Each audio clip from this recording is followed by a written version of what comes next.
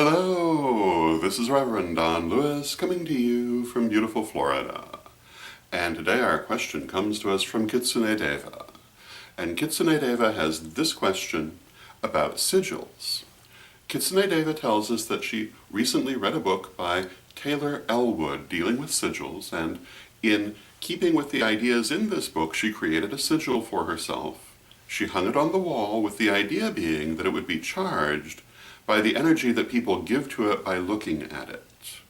And after approximately 1 week, it unexpectedly dropped from the wall. She is assuming that this means that it is fully charged, and I would agree with this. And her question then is, what should she do with it? And my answer to this is that I'm not actually familiar with the book that she has specifically named, so I'm not entirely sure what was planned to do with it, at least in terms of the things described in the book. But I would assume that if you're creating a sigil for yourself, the idea is to impart energy to your higher self, to strengthen the better qualities of your higher self. And so the question would be, how do you then proceed with that?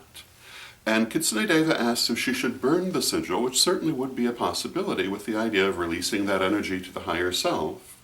But I think I would personally recommend putting it on your altar and having it there to remind you of your higher self, and also charging it to direct good energy to your higher self when you do your devotions at your altar. And so that would be my thought.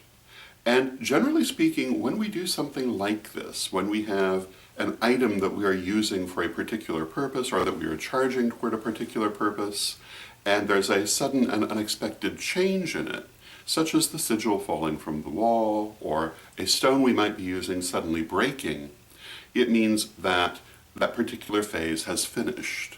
In this case, that the sigil is charged. In another case, perhaps that something has done the job that it's been charged to do.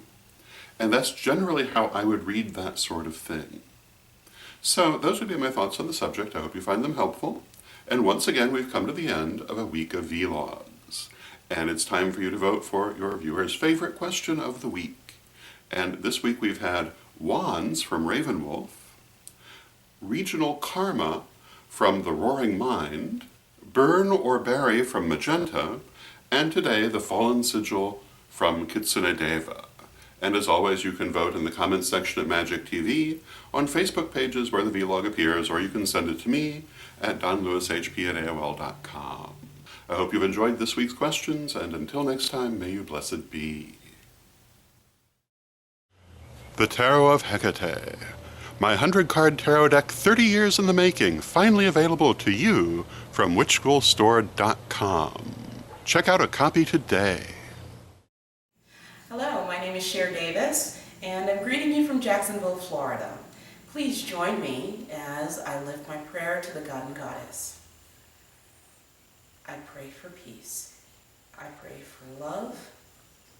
I pray for stability. I pray for the nation where I live. I pray for the world. So mote it be.